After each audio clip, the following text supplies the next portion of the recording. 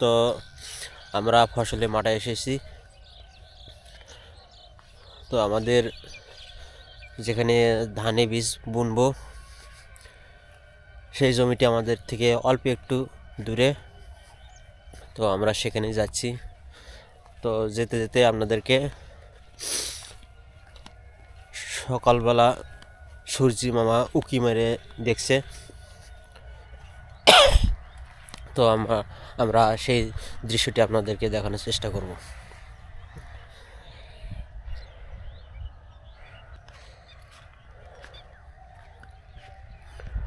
আর সকালবেলার ভিউটা দেখুন কত সুন্দর।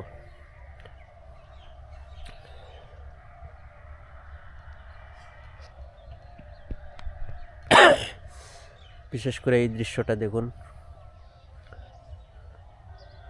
কত সুন্দর একটি ভিউ।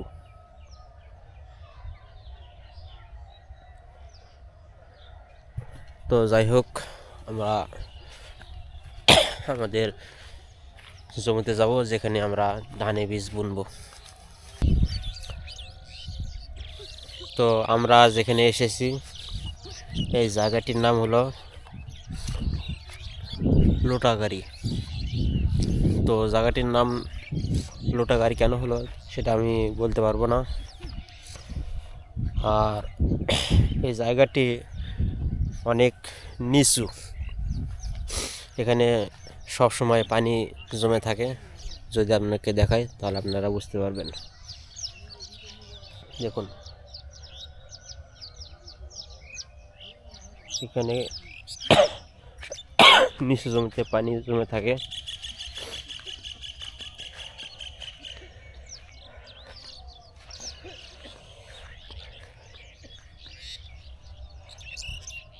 আর এখানে দেখুন এই জমিতে ধানে বীজ বুনছে।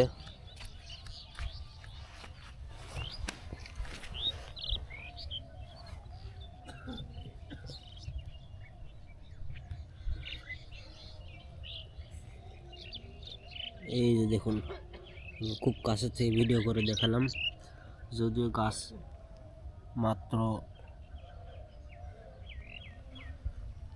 ছোট্ট ছোট্ট, তাই ক্যামেরায় অতটা সুন্দরভাবে দেখা যাচ্ছে না।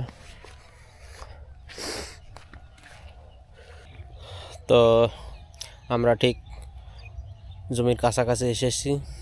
তো তার আগে আপনাদেরকে একটা জিনিস দেখাই।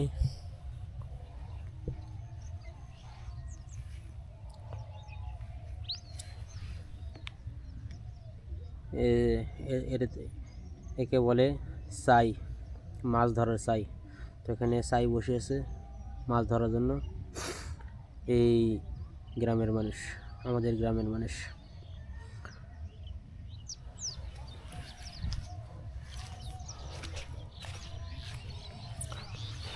তো আরও ছাই আছে, তারা জমিতে উপরে উঠিয়ে রেখেছে।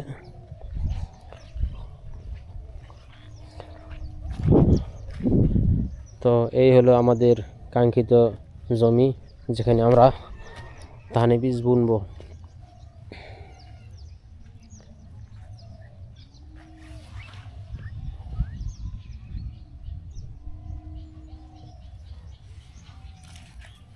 তো এই জমির পরিমাণ হলো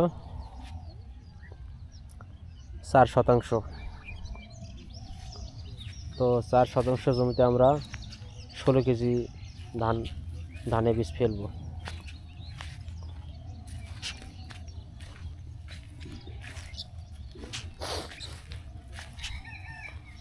তো 16 কেজি ধান ফেললে কেমন হবে অবশ্যই আপনারা জানাবেন।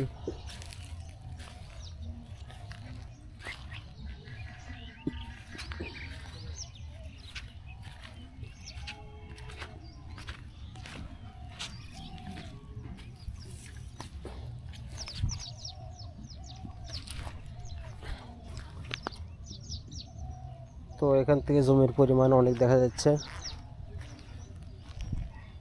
তো জমির পরিমাণ বেশি না, মাত্র 4% জমি।